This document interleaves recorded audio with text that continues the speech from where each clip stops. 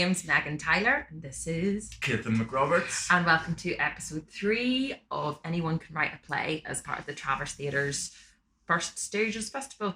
I just want to say thank you so much for doing the last 2 workshops and for going on this journey with us. I'm aware that I'm finding this time really difficult and a real struggle to feel creative, and so I just want to take a wee moment for us all to just, for you guys to like commend yourselves and like give yourself a wee pat on the back for like committing to being creative when the world is a bit wild at the moment. Great. So this would be a good time to do the 7 eyes exercise if you haven't done so already. If you have done so already, we can continue to rock and roll. If you haven't done so already, we'll do it what we did last week, which is just you'll stop the video, set a minute timer for each header that we've covered, and do a minute on each one to clear your minds. Awesome. So once you've done that, we'll get started. So this week we're going to look at the structure of plays, we're going to look at dialogue, and we're going to look at plot. Before we do that, this would be a really good moment, I think, just to take a moment, take what we've already compiled. So get your notebooks or whatever you've used to flesh out your characters and stuff. And I just want you to take a little moment to revisit who you invented, their wants, their needs, their secrets, so on and so forth. So just take a little moment to look back on that now.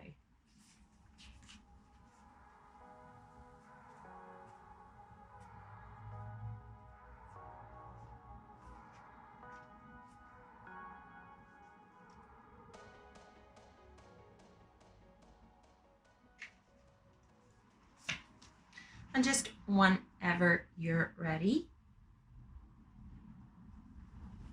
I just want you to take another little moment to sort of think about any other thoughts that you've further mulled on over this past week. Sort of you're in active mulling. So for example, I sort of landed on the fact that I want the story to be a revenge story. I love revenge stories. They excite me so much. So that's something that I've been mulling over the last couple of days. What about you, Keithan? You mulled further? I had mulled a lot further, and a lot of those ideas have ran away as well now. But yeah, no, I mean, I definitely knew that I wanted to be to do with helping each other to change, I guess. Great, amazing, wonderful. So just take this moment now, another couple of seconds, just to sit and reflect on some thoughts or ideas you've had in the last week about your characters, where they could go and what they could do.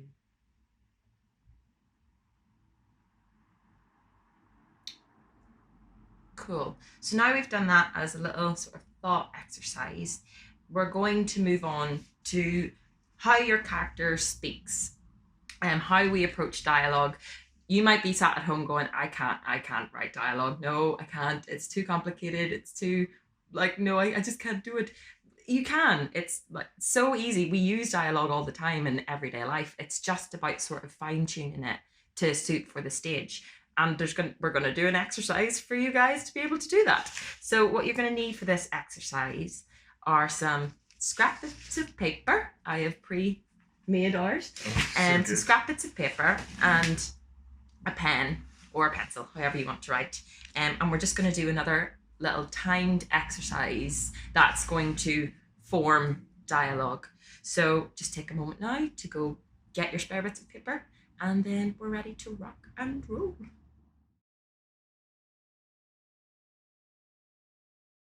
Okay, so now you've got your scrap bits of paper. We're going to do a timed exercise. So it's going to take 3 minutes. So what we're going to do is, do you remember your favorite word? What we're going to do is we're going to take our favorite word and write it on the top of a scrap bit of paper. So mine was crispy. Oh yeah. So take your favorite word and write it on the top of a scrap bit of paper. Okay. Okay? And now over the next 3 minutes, we'll set a timer. Over the next 3 minutes, what we're going to do is write 3 sentences inspired by this word or using this word, as if you would read them in a book. So 3 sentences using this word or inspired by this word that you would read in a book, that you would read. Okay? Does that make sense? So like, and as we saw the such and such in within someone, da da da da da. Yeah, so like a novel kind of thing. Yes. So I've got crispy, so that would be my first sentence might be something like the salt on the pavement made it crispy under my feet. Or it would be like the fat was dripping off the crispy bacon. Or it could just be inspired by that word. Like my biscuits were burnt within an inch of its life. Like that kind of thing. Is that clearer? Yes, and you seem there to be going down the path of your play a little bit. I know I shouldn't have done that, but that can happen, and that's totally fine. That's totally fine. It's an open exercise. So we'll set a timer now for 3 minutes. In 3 minutes, we're going to write 3 sentences. They don't have to be related, but inspired by your favorite word or using your favorite word. Okay? We ready? Ready. Okay, 3 minutes starts now.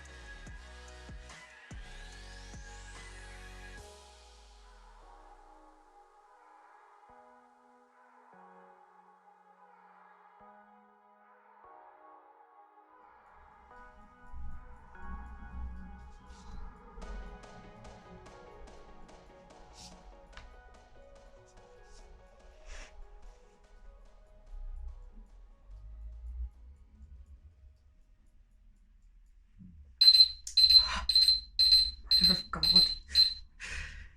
Time's up. Time's up. Okay, cool. So how did you find that? Yeah. Okay. Okay. Yeah.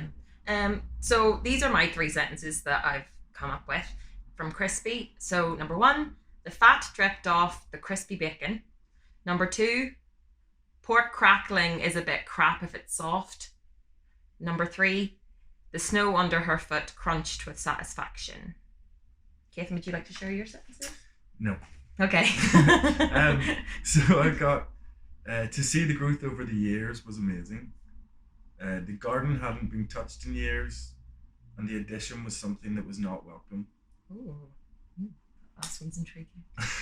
So now just take a moment to look at your 3 sentences that you've come up with. If you would like to read them out loud, you should and can.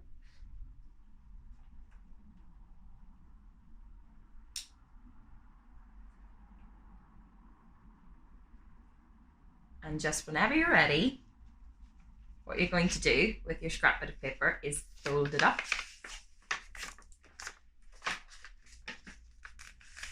And you're going to put it away from you. Are we coming back to it? Perchance you are. So now, second part of this exercise, I want you to take a second scrap of paper. You already have. I got one. I want you to take a second scrap of paper, and I want you to once again write your word at the top of the page. So Same word? Same word. I'm writing crispy at the top of my page. Okay. Grow.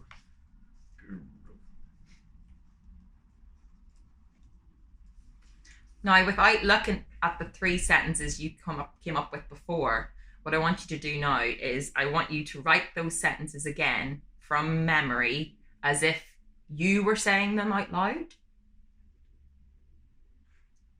in real time, in the moment. So write those 3 sentences again as if you yourself were to say them out loud in everyday speech. Okay. Okay? Is that clear? Yeah. Okay, great. No questions. No questions. Okay. Okay, great. So do you want to start? Am I allowed to ask a question? Of course you're allowed to ask a question. Okay. So I thought you were like, no questions, you're not allowed. So as in, so if I'd said the growth over the years was amazing, it would be that saying it as it. I don't really. Okay, so for instance, like my first sentence was about the fat dripping off the crispy bacon. And if I was to translate that into me saying that out loud in real time, it'd be like, oh, would you look at the fat dripping off that bacon? Right. Do you understand? Yes. Better go before I forget these. Okay, you ready to start a timer? Oh, flip, yeah. Okay, 3-minute timer. 3-minute timer, your 3 sentences without looking at them as if you were going to say them out loud. Okay. Are you ready? Yeah. 3, 2, 1, go.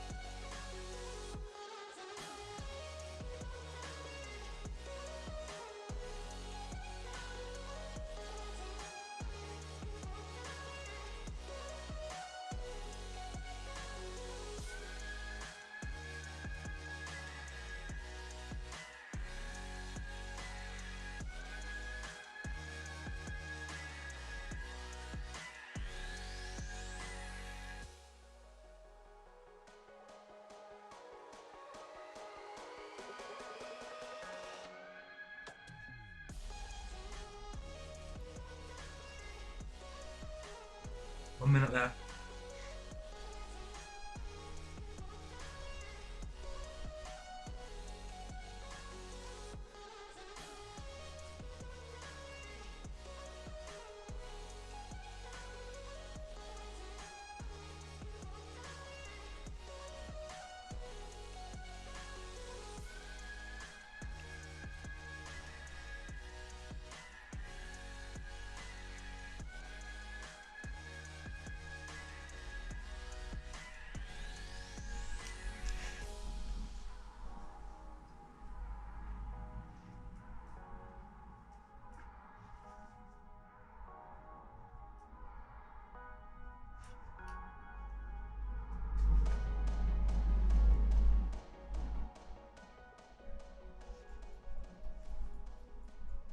Four, three, two, one.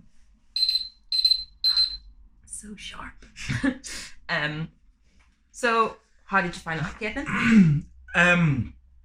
Good. I didn't remember my second sentence until the very last 30 seconds, and I was like, oh, got it. So I got back to it. I was very proud, actually. Didn't realize my brain worked as well.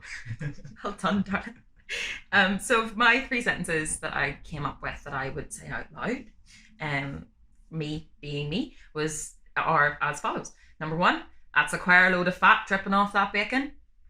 Number 2, Jesus Christ, the state of this pork crackling, that is beyond out of date. And number 3, oofed, that crunch is outrageous. Okay, well, I had it's amazing to see how that's grown over the years. Have you seen the state of that garden? And you adding that into this situation is not helpful. Great. Amazing. Now this would be the opportune moment for you guys at home to read your sentences out loud.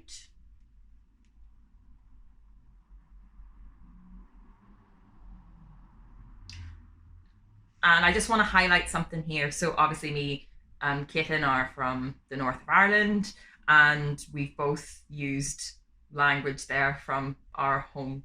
We colloquialisms. And I, again, just want to highlight the strength and importance of having plays that are set like all over the place, not just in London or in big bright cities. Great. So now what we're going to do is you're going to take this and you're going to fold it up again. And you're going to put it away. You're not going to look at it. And you're going to get another bit of paper, scrap bit of paper. Look at that. And you're going to once again write your favourite word at the top of the page. And beside that word, you're going to write the name of the character that has been inspired by that word. So I'm writing Bridget.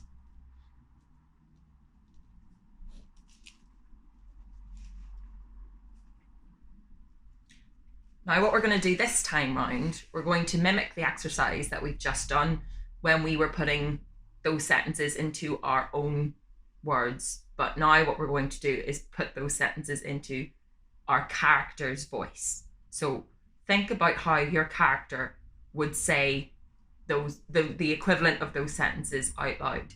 So for example, like I'm quite I would be quite the jokester in my day-to-day life. So saying things like, oh, there's a queer load of bacon dripping off that bacon, like that really suits me. Whereas I think my character might be slightly dismayed or might be quite disgruntled about like hot fat dripping off of something in an oven. So just take, we'll take 30 seconds just to close our eyes and remember that image of the character that you conjured up last week. Just take 30 seconds, close your eyes, see them again. Remember their want, their need, their secret.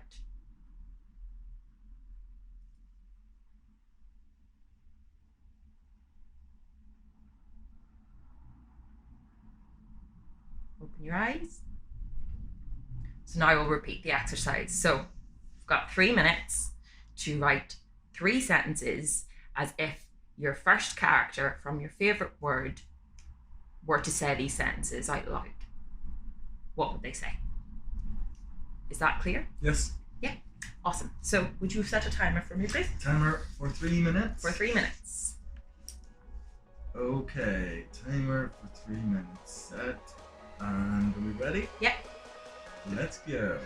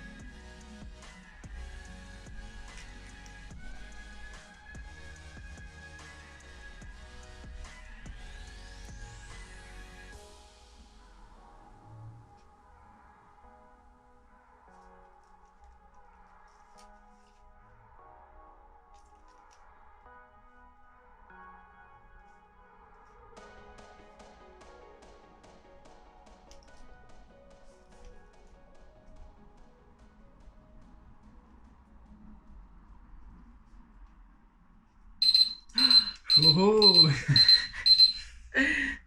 So just finish off wherever you are. How did you find that, Keithan? Pretty good, actually. I thought that was very interesting. What was interesting?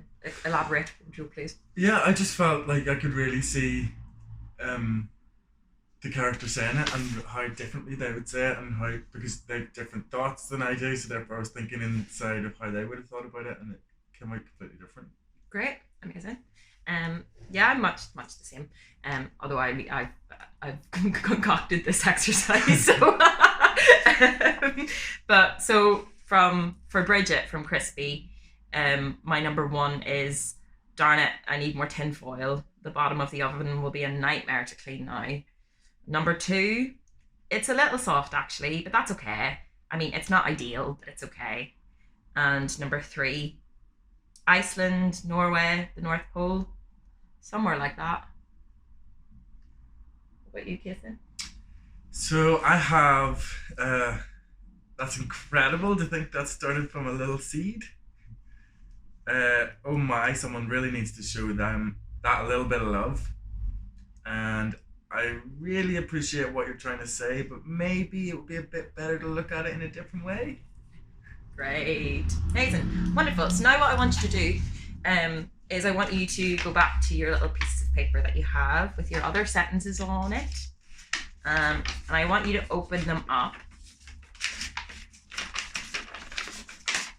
And I just want you to know, like, what stuck with you.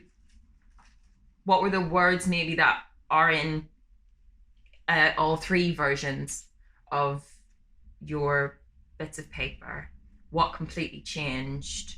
Just look and note the progression that you made from paper page number 1 to page number 3.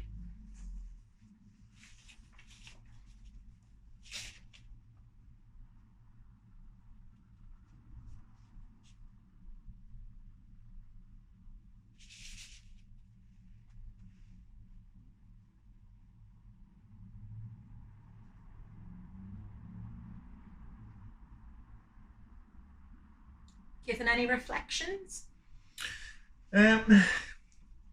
Yeah, it seems like almost like throughout it, my character coming into it has brought in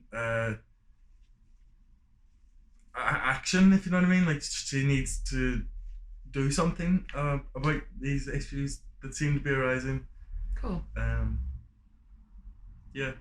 Great. I've noticed that in my first two, I use the word dripping and crackling. There's something in the words that you like, the words that you want to hear on stage. However, as soon as it became my character, I discovered that they're much more rooted in people pleasing and are a bit of a worrier. So great, that was a great exercise. We're going to redo this exercise now with our second character. But before we do that, it's always good to just give your fingers when you're writing just a little bit of blood, and just to like stretch out your wee wrists. Oh, that was a crack. That was a crack in it. And just give yourself a little bit of a stretch, because it can be quite taxing on the body, this old writing malarkey. Yeah. Great, so well done, guys. Now we're going to move on to our second character. Okay, so 3 more scrap pieces of paper, and we're going to just repeat the exercise again. So write your least favorite word on the top of your first scrap bit of paper. So mine was belch.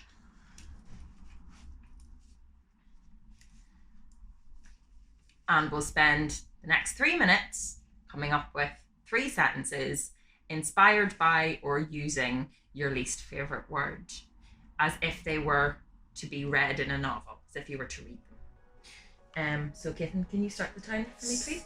Thank you. 3 minutes. 3 minutes. Ready? 3. Here I go.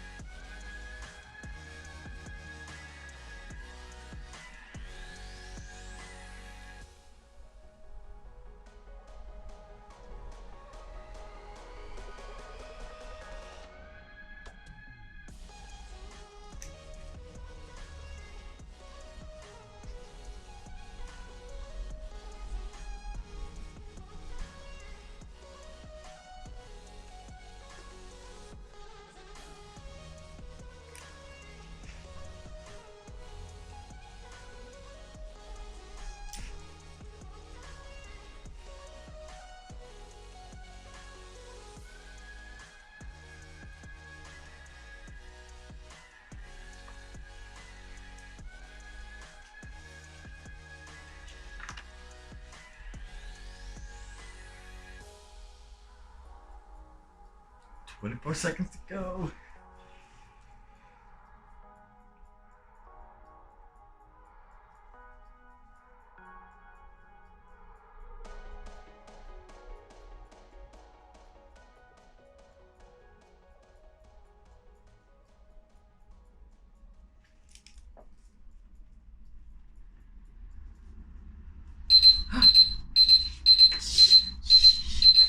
Shush. Okay, well done. So from Belch, my 3 novel-esque sentences are as follows. Number 1, to her horror, the stench invaded her personal space so monstrously that she gagged. Number 2, the fizz of his carbonated beverage overwhelmed his chest. And number 3, don't know where this came from, but you gotta just go with it sometimes. Number 3, the question remained, dogs can fart, but can they belch? Kid, what about you? So I have, the heat in the office was unbearable. As the nerves increased, so did the sweat soaking his shirt. They needed to get out of there. Great. It's from Swelter. Swelter, that horrible word.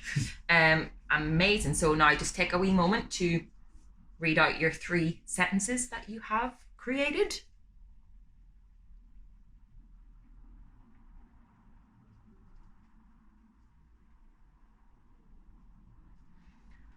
Wonderful. So now you're going to fold it up and put it away again.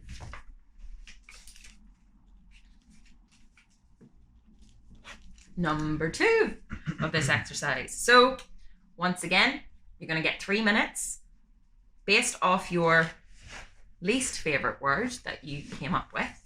You're going to write 3 sentences as if you were to speak them out loud in real time.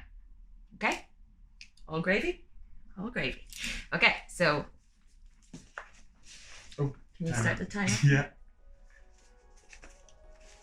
Okay, 3 minutes. 3, 2, 1. Okay.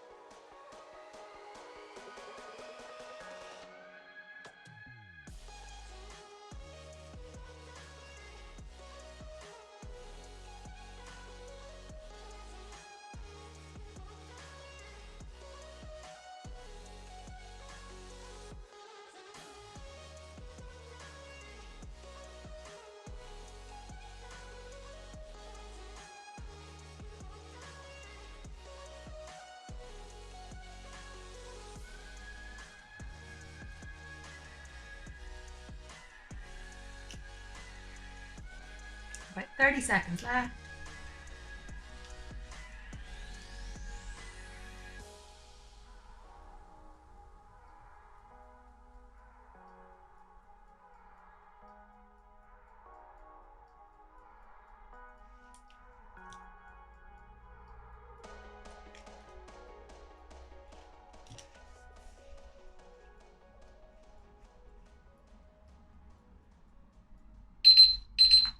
time. Wonderful. So for belch, these are my 3 sentences as if I were to say them out loud. Huh. Jesus Christ, what the hell did you eat? Like, I have a pure phobia of eggs. Number 2, made you gassy. And number 3, dogs must be able to bark or wait, no, Google it. Like, do they have that reflex though? Keithan, what about you? I got it's bloody roasting in there. The nerves are really getting to me here. I'm soaked and I can't stand it in here anymore. Great. Wonderful. This is now your opportunity to look and say your 3 sentences out loud.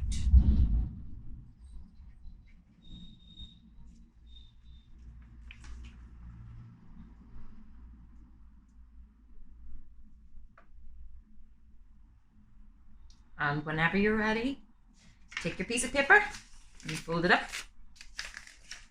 and put it away. Now we come to the juicy 3rd piece of paper. So write your least favourite word at the top of the page once again. And write your character name beside that word. And we're going to write 3 sentences as if this character were to speak. So once again, let's close our eyes for a couple of seconds and just imagine that character that's come from your least favorite word.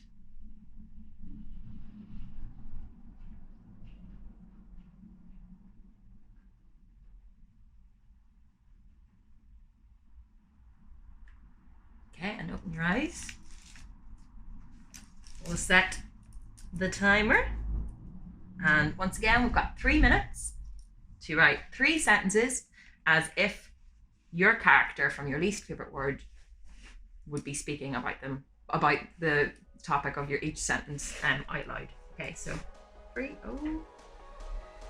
Whenever we're ready, 3, 2, 1, go.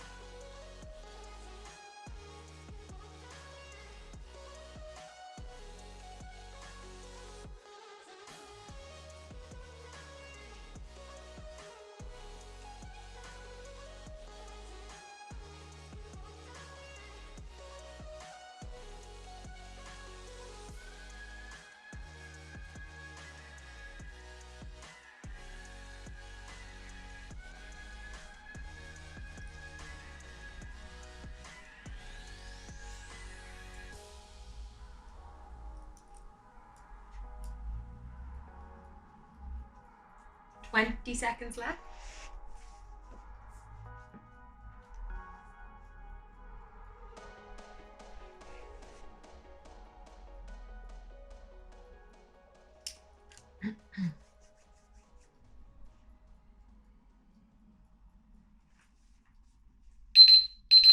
Boomtown. Great. So from Belch for Harvey. Number 1. No, I do enjoy a deviled egg. Yes, I find them instantly compelling. Number 2. Pardon me, I don't tend to revel in carbonated drinks unless champers is on the table. I don't think I like Harvey very much. Number 3. No, I once owned a bloodhound who could belch on cue. Catherine, what about you? So I got Swelter with Milo. Mm-hmm. I've got Flip Me, that's something else in there. I'm sweltered. Sorry, I'm a little nervous. I don't usually perspire this much. And sorry, I really hate to ask, but do you mind if I could be excused for a moment? Oh, okay, great. So this is your opportunity to look at your 3 sentences and to say them out loud.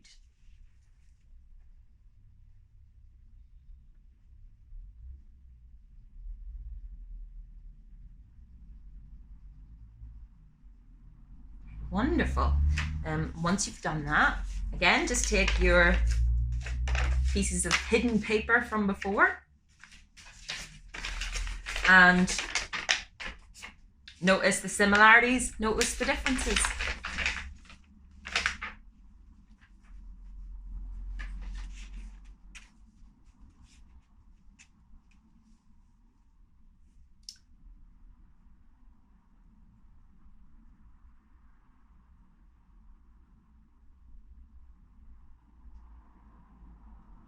Nathan, do you have any reflections?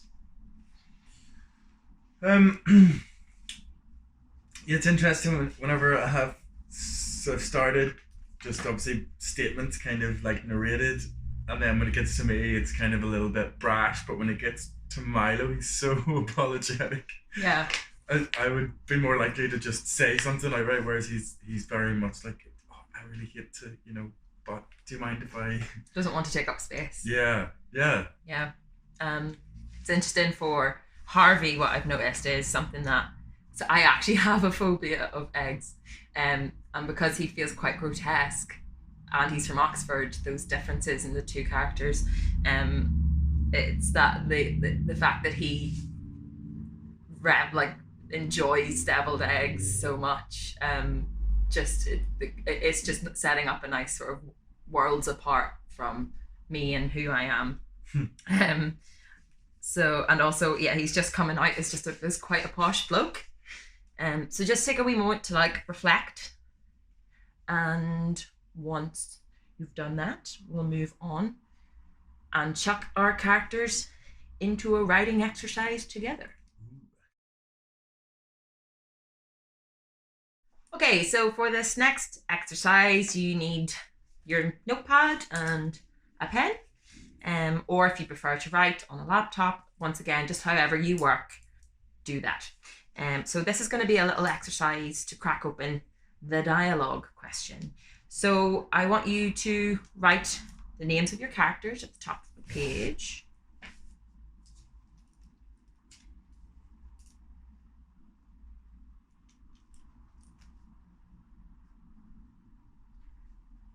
And I want the situation that I'm proposing to you.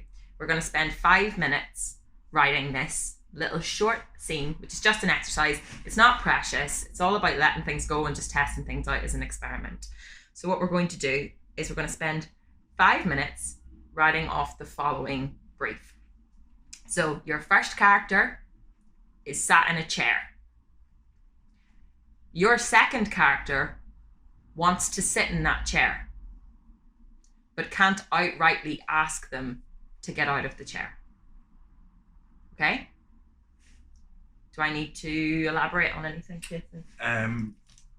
So one's already in it, the other wants to be in it? Yes. How do we decide who's who? Well, I'm putting my character inspired by my first word, by my favourite word, crispy. So I'm putting Bridget in the chair. Okay. And I am putting Harvey as the person who's trying to get into the chair. Okay?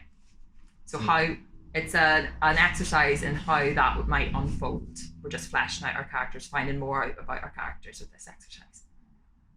Okay? And there's something here in what they can and can't say. So the rule is your second character can't outrightly ask to sit in the chair. So how do they go about getting into the chair? And how does your first character respond to that? And they both want to be in the chair. They both want to be in the chair. Can you take the chair back? What do you mean take the chair back? Like if say your second character takes the chair from the first character, does the first character have the opportunity to get the chair back? If you can get that, if you can do on that journey in 5 minutes, then sure. It's totally up to you if they're successful or not. It's totally up to you if they fall into a sort of rotation, but of who's sitting in a chair. But I would say the dramatic tension comes from them both wanting the same thing and one of them not being allowed to outright ask. So how do they go about getting into the chair? Okay. How does the other one pick up that they want the chair? Do they does it get physical? How does it just, it's an exercise in how this might go with our two characters. And you're looking for dialogue as opposed to stage directions. Yeah, looking for dialogue as opposed to stage directions. So if me as Meghan wanted to get you as Catherine out of the chair, but you didn't want to move from the chair and I didn't want to outrightly ask, is it a case of being like, of using a tactic like, oh, my legs are so sore? Or is it a case of there's someone at the door, you need to go answer it? Like what is it? Do you know what I mean? Just really good food somewhere. I'd come running. I'll keep that in mind. We have to get you out of a chair. Okay, so we're going to spend 5 minutes on this. So your first character is in a chair. Your second character wants to be in that chair. Your second character is going to try to get into the chair without outrightly asking your first character to get out of the chair. Okay? So 5 minutes on this exercise. 5 minutes. 5. Let's go. Okay.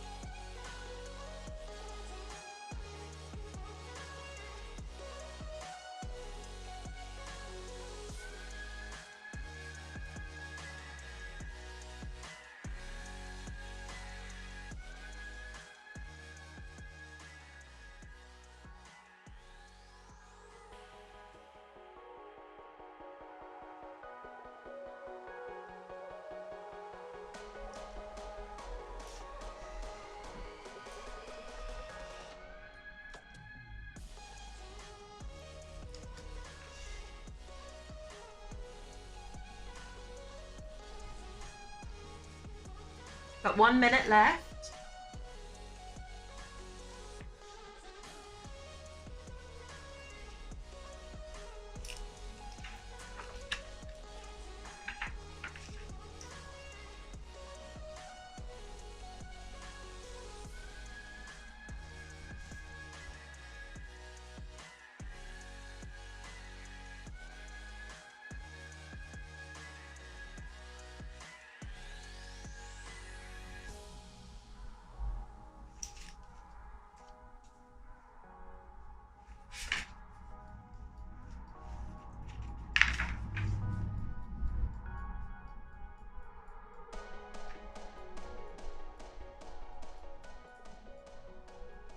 Ten more seconds, just finish off wherever you are.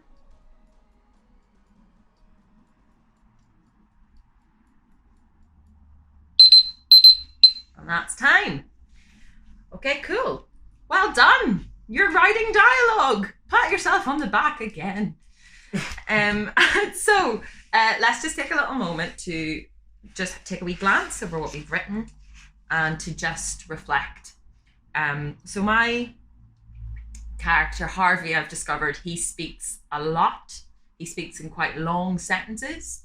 My character Bridget is quite shy and speaks in quite little sentences, but there is something there. She hasn't given up the chair yet. She's just sort of trying to end the conversation as time goes on. But it opens with Harvey being like, oh, is that an original Italian piece? And trying to sort of, there's definitely an imposition of him playing a power game of I am smarter than you and I know more things about you. I know more than you and I am more cultured than you. That has come out with this. And Caithan, what about you? Any sort of reflections? Yeah, well, Milo is quite similar in the respect of not really saying very much. Similar to Bridget, I guess. He says as much as he needs to say and no more, really. Yeah. The only time he really said anything was saying that he hoped there wasn't too long to wait, because that was his way of maybe hinting that he wanted the chair. And Summer's very much about, I want to know who you are, I want to be kind, but also I want to stay in this chair. So I want you to know that I wish there was another chair for you, but I'm staying in this chair. I really like that that self battle. Yeah. Like, I want to be nice, but I also want to sit in the chair. Like, it's quite nice to have a self battle with your characters. So just some things to probe, some things to question, looking back over your piece, is just the language that you've started using for your characters. So for example, Harvey is quite flowery in his language. He thinks he's using clever words, but he's not really. Bridget is quite sort of meek and quite quiet and blunt with her language. But then she has little moments of being quite sharp. Harvey's sentence structures, they're quite long. He sort of goes on a bit. And Bridget's are a lot shorter. And what's going to be interesting with that from this exercise is that's always fun to play with. So what I like to do with sort of a two-hander with characters is through over the course of a play, they switch. Like there's something in them that they do the opposite of what they did at the start of the play. So maybe by the end of this play, Bridget is the one speaking in extremely long, eloquent sentences, and Harvey doesn't say very much at all. Like, and how do we get from where we start off with them to there? And which is going to be great because we're just about to talk about that. We're now going to sort of move on to, I'm going to talk a little bit about structure. I'm going to talk about beginnings, endings, that sort of chunk in the middle. So give yourself a little shake and we'll get on with it.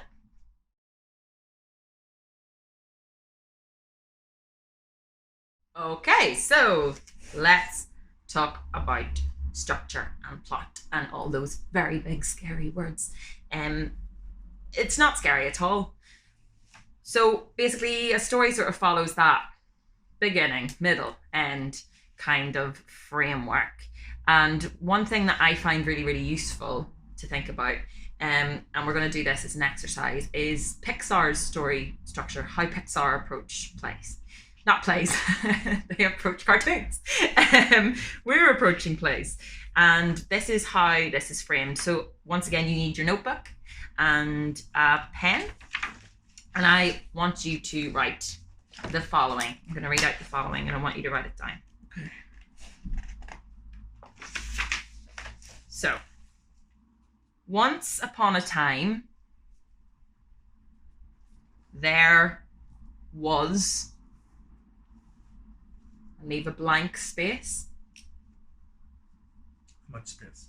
Just like a blank. So I've written it like that. So once upon a time, there was, and there's like a blank space for me to line underneath for me to continue. And full stop.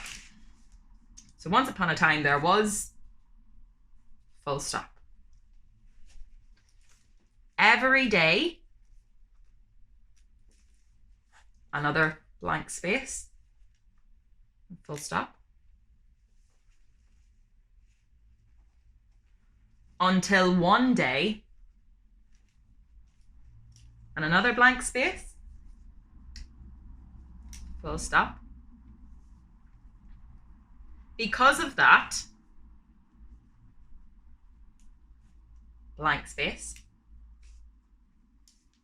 Because of that, blank space. Or again because of that. Yeah, so 2 because of that. So at the moment you should have, once upon a time there was, blank space. Every day, blank space. Until one day, blank space. Because of that, blank space. And because of that, blank space. Until finally,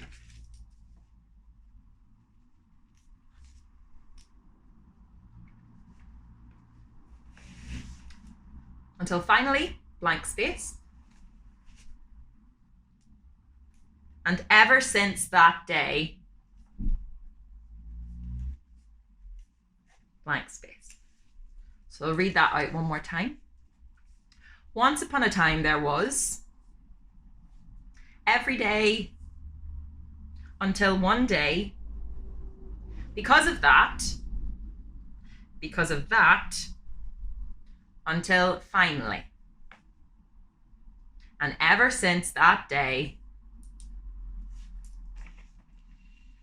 Okay. So I just want to read out a wee bit more sort of information and context from the people who sort of it's a bit of a wonder where this sort of structure came from, who first invented this structure, but Pixar used this structure. But this is sort of what there is to be said about this structure.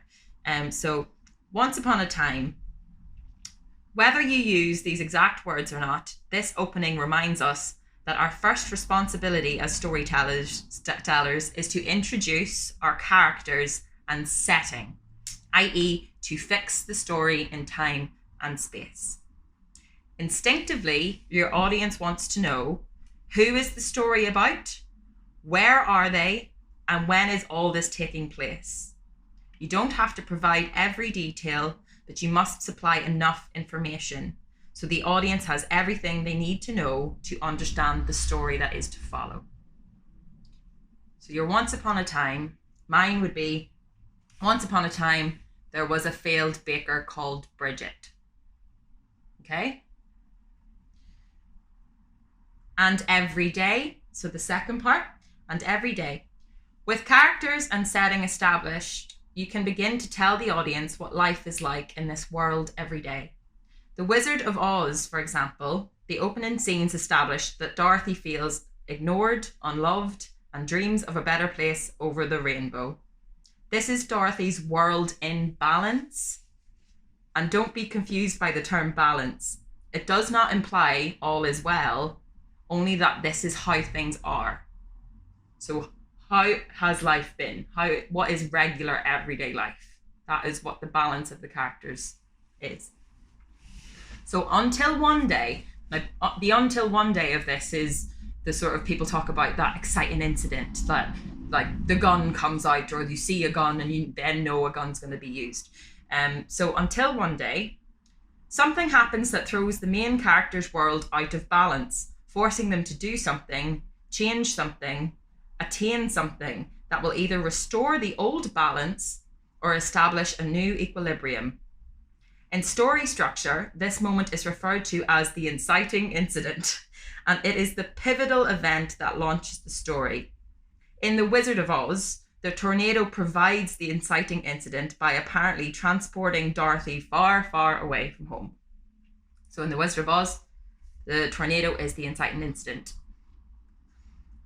And because of this, your main character or protagonist begins the pursuit of his or her goal. In structural terms, this is the beginning of Act 2, technically, the main body of the story. So, for example, after being literally dropped into the land of Oz, Dorothy desperately wants to return home, but is told that the only person who can help her lives far away. So she must journey by foot to the Emerald City to meet a mysterious wizard. Along the way, she will encounter several obstacles, apple-throwing trees, flying monkeys, etc., but these only make the narrative more interesting.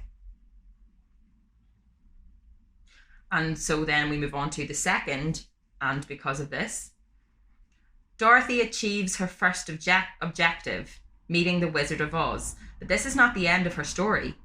Because of this meeting, she now has another objective: kill the Wicked Witch of the West and deliver her broomstick to the wizard. In shorter stories, you may have only one because of this, but you need at least one. So I tend to, even though we're only doing like a 20-minute piece, I tend to like a couple of because of this, because I feel like the more obstacles and the more actions creates like better plays. Until finally, we enter Act 3 and approach the story's moment of truth. Dorothy succeeds in her task and presents the wizard with the deceased witch's broom. So now he must make good on his promise to help return her to Kansas. And this he does, but not quite in the way we initially expect. The end, and ever since that day, once we know what has happened, the closing scenes tell us what the story means for the protagonist, for others in the narrative, and not least of all, for those of us in the audience. When Dorothy awakens in her own bed and realizes she never actually left Kansas, she learns the lesson of the story. What we're looking for is often inside us all along. So that is the sort of a breakdown of, very helpfully on the interweb, of how your story works. So what we're going to do now is we're going to spend 3 minutes writing this out. Okay. So once upon a time there was blank, every day blank, until one day blank, because of that blank, because of that blank, until finally blank, and ever since that day blank. Okay, so we're going to spend 3 minutes now doing this exercise. Can you set another timer for me, please? I think you have it. Oh, I do.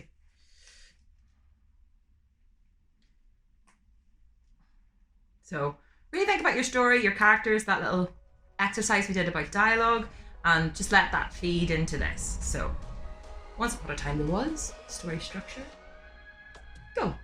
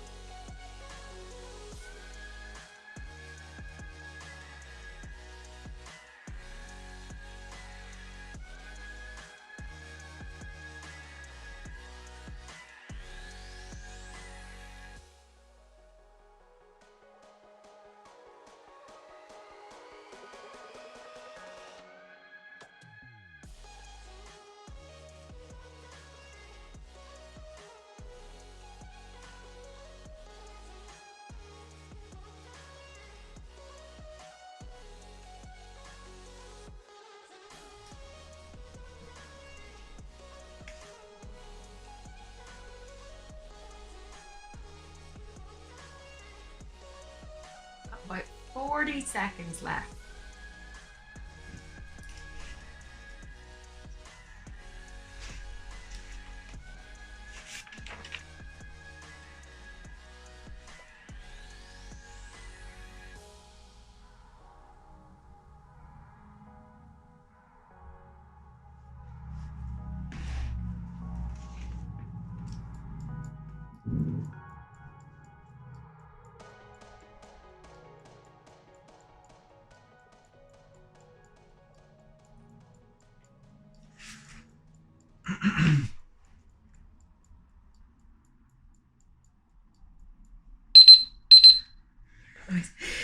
Okay, well done. How'd you find that? Not good. Not good. It is hard.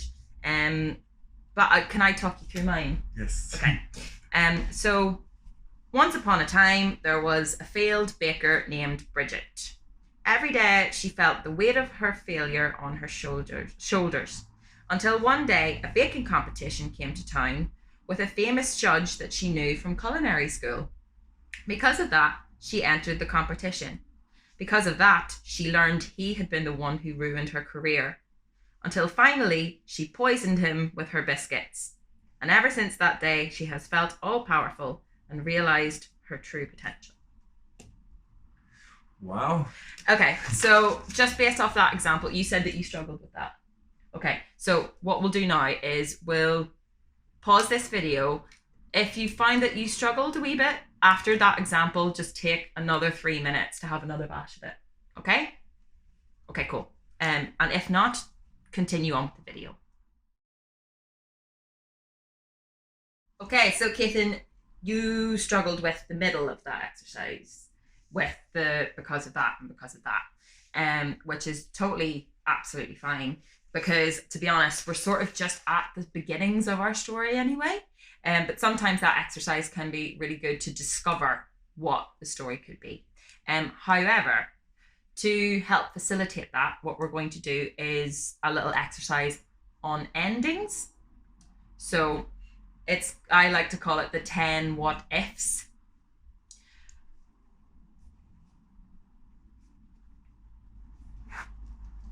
So how this exercise works is, again, I'm going to set a 3-minute timer, and you're going to write 10 potential endings for your two characters.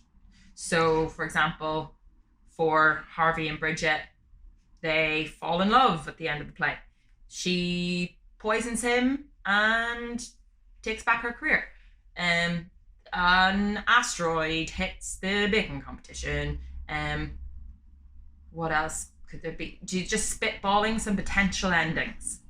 And they can range from like as small and simple and as neatly rounded up as you like, or they can be as large and ridiculous as you want. I find if you've got a couple of mad ones in there, it's always brilliant. You can always find some really exciting stuff with the sort of bigger endings of stuff, of plays. So we're going to do the 10 what ifs exercise. So what ifs, just 10 potential story endings for your characters, and they don't have to be precious, they don't have to be right, they might change, they probably will change as time goes on, but it's just 10 spitball potential endings. Okay? So 3 minutes playing the 10 what ifs exercise. What if this happened with them? What if that happened with them? What if everyone dies at the end? What if it was all a dream? Don't do the it was all a dream one. We've done that a lot. Okay, so you ready? So 10 what ifs starting from now.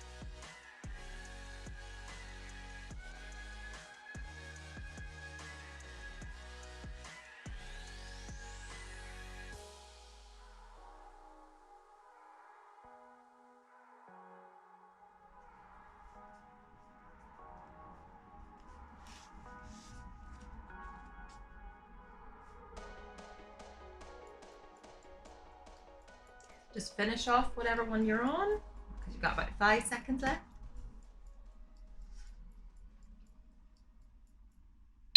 Time. Wonderful. How did you find that, Ethan? Yeah, better. Better? Good. So I've basically got my 10. Well, I didn't get to 10, I got to 9. But my what ifs involve: what if she poisoned him? What if they got married? What if he wins the day? What if she wins the day? What if they kill each other? What if they are both publicly shamed and cancelled? What if she cooks him? I've already done that with Crocodile Fever, so probably won't do that again. What if she physically uses face-off technology to take his identity? Who knows? Don't know. Given what are some potential spitball endings? What if Summer and Milo fall in love? Mm-hmm. What if Summer enables Milo to see his potential and he becomes the head of the UP? What if Milo becomes overconfident? What if Summer realizes she can't help Milo? What if Summer realizes she's the one that needs help? What if Summer makes Milo see his potential and he actually falls in love? And that's all I got. Amazing. Well, so now I want you to do is I want you to reflect on your 10 what ifs, or however many what ifs you came up with. And I want you to pick the one that excites you the most.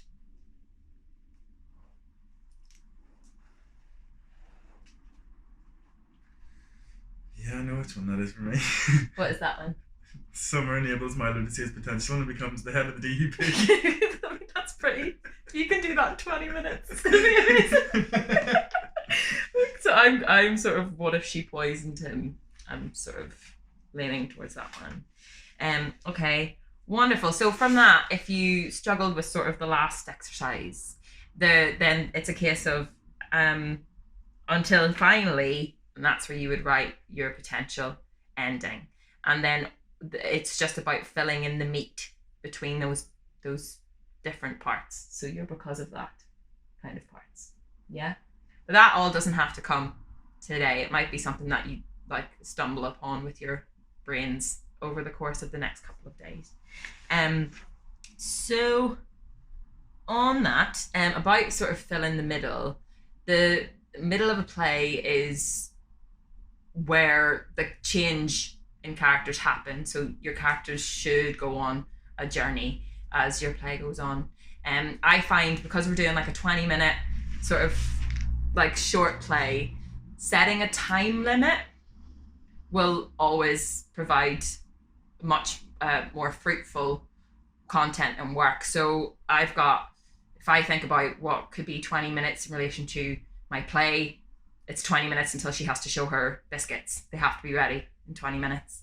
Cathan, if you were to think about a time pressure, it would be 20 minutes that you put on your play. It could be that there's another meeting that needs to happen, or that the building is closing down in 20 minutes.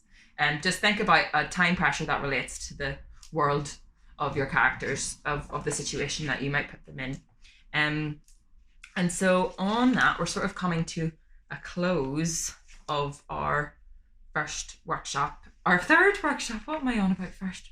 But I just want, if in case you're sat at home sort of like, I don't know where this could go, I'm a bit confused, I'm a bit perplexed, here's just a little thought exercise for you. So I want you to think of something like a film or a TV show or a piece of theatre that you saw and you absolutely adored, you absolutely loved.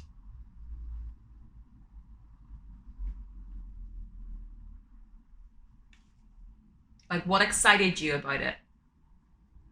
What made you leave and go, oh, I could watch that again, I could watch that a million times over? Let the things that you loved propel you forward in your plays. And I would say, think of a play that you went to see, or film you went to see, or a TV show you went to see that you absolutely hated, and do the opposite of whatever that play did. And there you should find what your middle is. And on that, I'd say it is just about bashing it out now. And between now and when we meet, I'd love for you guys to have had a go at like a first draft. So that's about 15 pages. for a 20-minute play. The rule is sort of like a minute and a half is the length of a page of script. And just I want to just drop into your minds that the opening should be something that instantly intrigues the audience. So, for example, an opening that I might think of for my play is that she could, maybe the biscuits are too hot and she burns herself.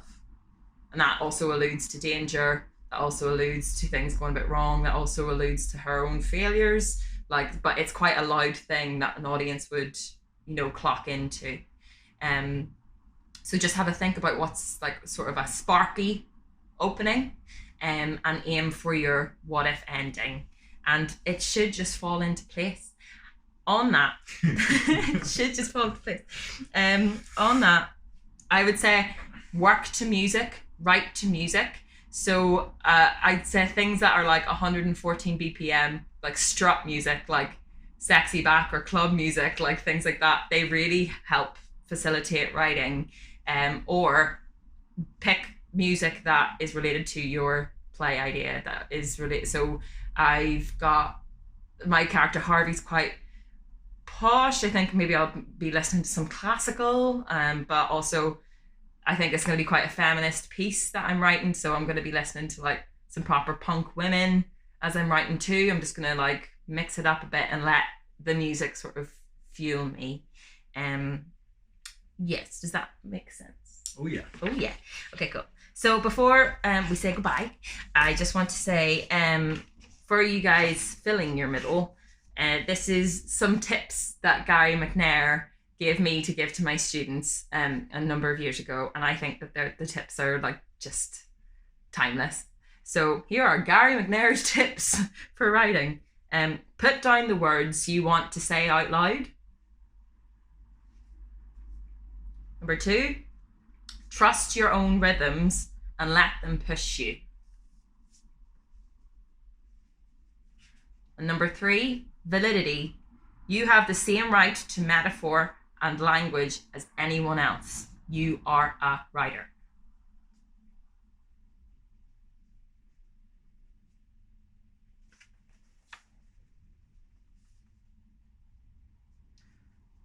Just look over that once upon a time exercise, bash it out within half an hour. It's not going to be good.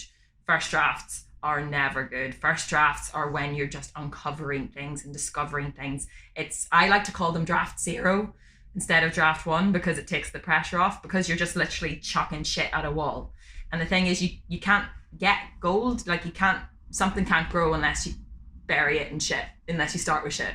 So you need to start with shit for things to grow from there. So you don't hate yourself. Don't be overthinking. Don't be approaching every sentence with what am I doing? Just ask, what would my character say back to that as a response? What would my character say next? Why would they say that now? Just follow that pattern until you start to find your way to an end. It's not going to be perfect, and that's okay. Okay, we'll get to how to make it perfect later. Okay, so thank you so much for joining us again. Again, if you have any questions, hit me up on the social medias, and I hope you have a lovely rest of your week and just bash the play out. Okay, so bye guys.